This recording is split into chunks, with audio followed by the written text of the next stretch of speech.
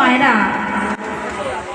541 বছর পূর্বে পতিত পাবন গৌর সুন্দর আমার নদিয়া নবদ্বীপের মাঝে শচী সিন্ধু গর্ভে আবির্ভূত হয়েছিলেন। কেন হয়েছিলেন? কারণ এই কলির জীবকে উদ্ধার করার জন্য। পতিত পাবন গৌর সুন্দর আমার এই কলির যুগে কিন্তু একা আসেননি। তিনি হলেন রাধা কৃষ্ণের মিলিত তনু, যার বাইরে রাধা ভিতরে কাঁধা। গোবিন্দের গো আর রাধার রা মিলে হলো গোড়া। রাধা ভাব গোপী প্রেম আপন মাধুরী, এই তিন ভাব লয়ে নবী আয় অবতরী। পতিত পাবন গৌর সুন্দর আমার তাই কখনো শ্রীবাস অঙ্গনে, আবার কখনো সুরধ্বনি গঙ্গার তীরে হরিনাম করে বেড়াতেন। কিন্তু তিনি বেশিরভাগ সময়টাই শ্রীবাস অঙ্গনে হরিনাম করতেন। কেন? তার কারণ হলো শ্রীবাস পণ্ডিতের মতো প্রকৃত ভক্ত গৌর হরির আমার ছিল না বাবা। প্রভুর আমার অনেক ভক্ত ছিল, কিন্তু শ্রীবাসের মতো ভক্ত ছিল না। তাই তিনি বেশিরভাগ সময়টাই শ্রীবাস অঙ্গনে ভক্তদেরকে সঙ্গে লয়ে হরিনাম করে বেড়াতেন। ভক্তদেরকে সঙ্গে লয়ে দুটি বাহু তুলে হরিনাম করছে। কেমন করে? প্রভুর আমার পছন্দের গান, ভজ শ্রীকৃষ্ণ কহ শ্রীকৃষ্ণ লহো শ্রীকৃষ্ণের নাম রে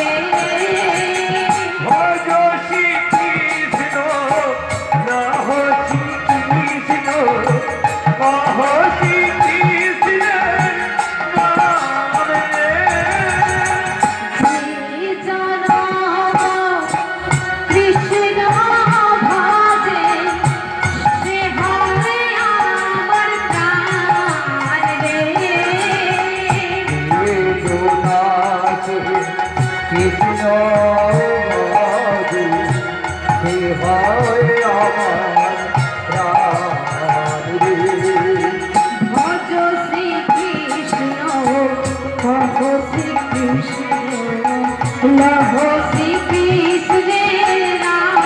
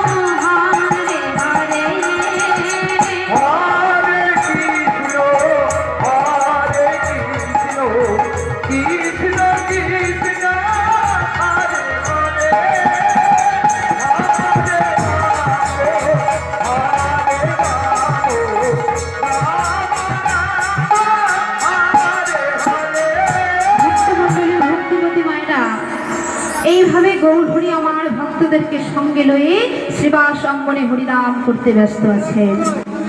আর এদিকে শ্রীবাস পণ্ডিতের কানে এলো পাশের ঘর থেকে একটি রমণীর কান্নার শব্দ।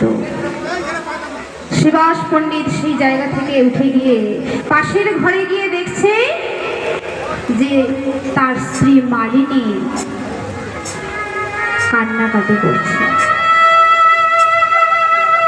কি মালিনী, তুমি কাঁদছো কেন? স্বামী, জানো স্বামী, তুমি যখন প্রভুর সঙ্গে হরিনাম করতে ব্যস্ত ছিলে সেই সময় আমাদের একমাত্র পুত্র, আমাদের নয়নের মণি, আমাদের বুক জোড়ানো ধন, আমাদের নারায়ণ, সে যে চিরকালের মতো এই পৃথিবী ছেড়ে চলে গেছে।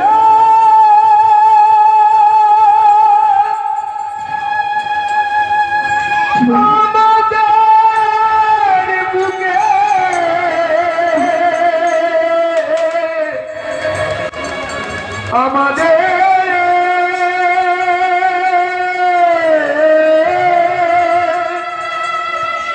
বুকে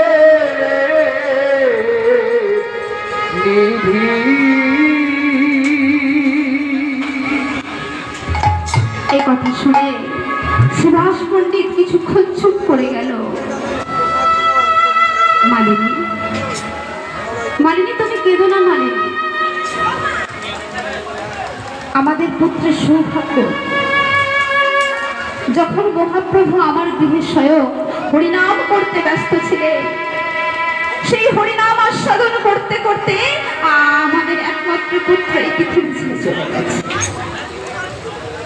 আমাদের পুত্রের কত সৌভাগ্য মালিনী।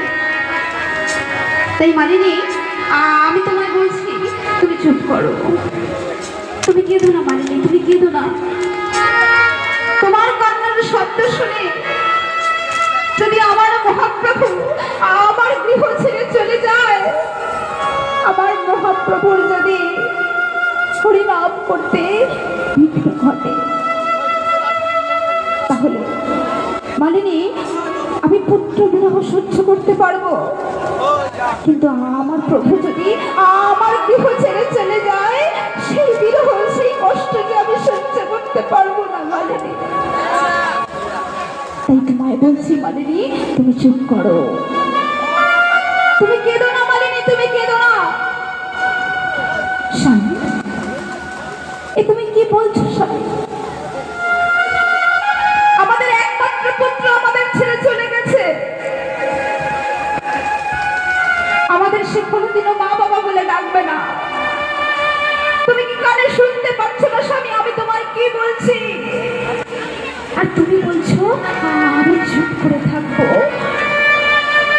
হ্যাঁ মালিনী, আমি তোমায় বলছি তুমি চুপ করে থাকো। তোমার কান্নার শব্দ শুনে যদি আমার মহাপ্রভু আমার গৃহ ছেড়ে চলে যায়, তাহলে শুনে রাখো মালিনী, তুমি যেমন তোমার পুত্রকে হারিয়েছ, ঠিক এই মুহূর্তে তুমি তোমার স্বামীকেও হারাবে। ও গো স্বামী বলো না,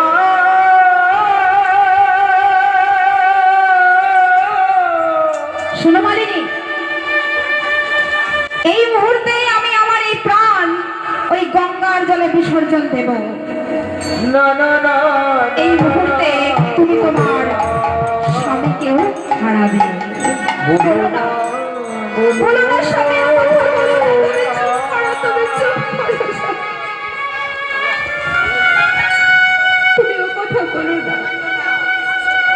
তাই মালিনী, আমি তোমায় বলছি তুমি চুপ করো, তুমি কেঁদো না মালিনী, তুমি চুপ করো। এ কথা বলে শিবাস পণ্ডিত দরজাটা বন্ধ করে দিয়ে চলে গেল। আর ঘরের ভিতরে মালিনী দেবী তার মৃত পুত্রকে বুকে জড়িয়ে ধরে মুখে কাপড় চাপা দিয়ে টুকরা টুকরা কাঁদতে লাগলো, যাতে তার কান্নার শব্দ কেউ না শুনতে পায়। শিবাস পণ্ডিত আবারও সেই হরিনামের জায়গায় পৌঁছে, কিন্তু অন্তর্যামী ভগবান সবকিছু বুঝতে পারলেন। তাই শিবাসকে বলছে, শিবাস আজকে তোমার গৃহে কোনো অমঙ্গল হয়েছে। শিবাস তুই না তো প্রভু, আমার গৃহে তো কোনো অমঙ্গল হয়নি, কিন্তু শিবাস আমি তোমার গৃহে প্রতিদিনে হরিনাম করে যে আনন্দ পাই, যে সুখ পাই, আজ আমি সেই আনন্দ, সেই সুখ কেন পাচ্ছি না শিবাস? প্রভু, যার গৃহে স্বয়ং মহাপ্রভু এসে হরিনাম করে, তার গৃহে কি কোনোদিন অমঙ্গল হতে পারে গো? আমার গৃহে কোনো অমঙ্গল হয়। পাশ থেকে এক ভক্ত এসে বলছে, প্রভু আপনাকে শিবাস পণ্ডিত মিথ্যা বলেছে। কিছুক্ষণ পূর্বেই শিবাসের একমাত্র পুত্র নারায়ণ সারা জীবনের মতো এই পৃথিবী ছেড়ে চলে গেছে। কি বললে তুমি? তুমি এত বড় কথাটা আমায় গোপন করে গেলে শিবাস। প্রভু তখন পাশের ঘরে গিয়ে দরজা খুলে দেখছে মালিনী দেবী ডুকরে ডুকরে কাঁদছে। এ কি মালিনী? মা আমার কাঁদছো কেন মালিনী? মালিনী দেবী তখন মা অঝর নয়নে কাঁদতে কাঁদতে প্রভুর চরণে গিয়ে আছাড় খেয়ে পড়ল। প্রভু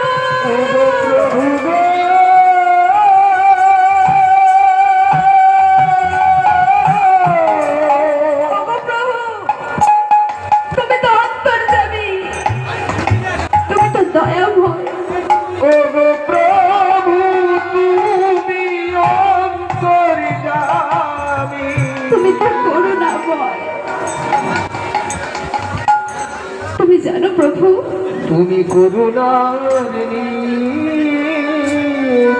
তুমি যখন হরিনাম করতে ব্যস্ত ছিলে, তখন আমার একমাত্র পুত্র এই পৃথিবী ছেড়ে চলে গেছে। বলো না প্রভু, আমায় এবার কে মা বলে ডাকবে? তুমি বলো না। মালিনী, মা আমার, তুমি মা ডাক শুনতে চাও? বেশ তো, আমি তোমার পুত্রের প্রাণ ফিরিয়ে দিচ্ছি। মহাপ্রভু তখন শিবাসের পুত্রের প্রাণ ফিরিয়ে দিলেন। পুত্র চোখ খুলে দেখছে তার মা অঝর নয়নে কাঁদছে। মা, ও মা, তুমি কাঁদছো কেন মা? তুমি কেঁদো না মা, তুমি কেঁদো না। তুমি কেন কেঁদে আমার যাওয়ার পথটা পিছল করে দিচ্ছ মা? তুমি কেঁদো না। তুমি জানো না মা, এই জগৎ সংসারে কেউ কারোর নয়, সবই মিছে মায়া। কা তব কান্তা কস্তে পুত্র, সংসার অয়ম অতীব বিচিত্র। নলিনী দলমতি তরলম, তদ্বৎ জীবনম অতিশয় চপল। মাগো, এই জগৎ সংসারে কেউ কারোর নয়, সবই মিছে মায়া। এই জগৎ সংসার হলো বৈচিত্র্যময়, এখানে কেউ কারোর নয়। যদি তুমি কাউকে ভালোবাসো, সেই একজনই আছে, সে হলো আমার গৌর হরি। তাই মা, যদি ভালো কাউকে বাসতে হয় তুমি তাকেই ভালোবাসো, আপন যদি করতে হয় তুমি তাকেই আপন করো। এই জগৎ সংসারে, এই জগৎ সংসার থেকে তোমাকে ছেড়ে সবাই একদিন চলে যাবে, কিন্তু মা, আমার গৌর হরি তোমায় কোনোদিনও ছেড়ে যাবে না।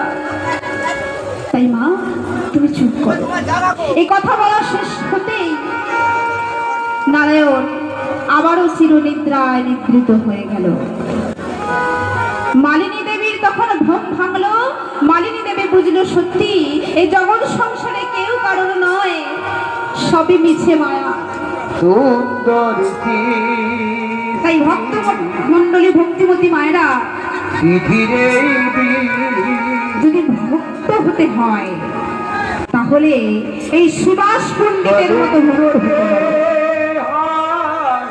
নিঃস্বার্থ ভাবে ভালোবাসতে হবে মা ভগবানকে।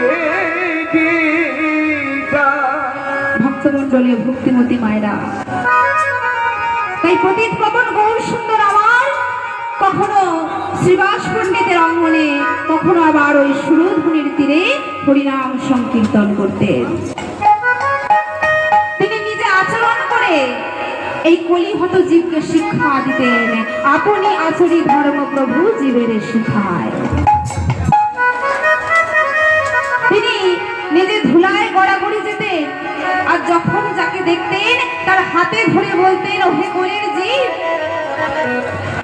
তোরা একবার কৃষ্ণ নাম বল, একবার হরিনাম বল, কারণ এই নামেতেই যে তোদের মুক্তি।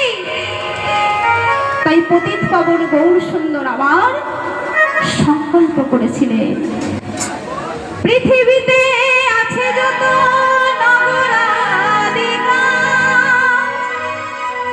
নগরাদিকা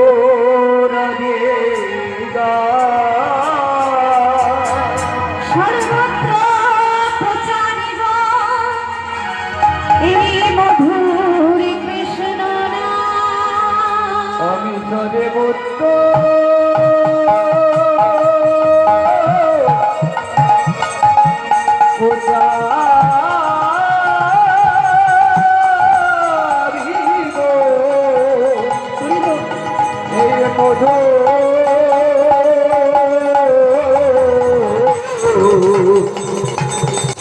মধুর হরি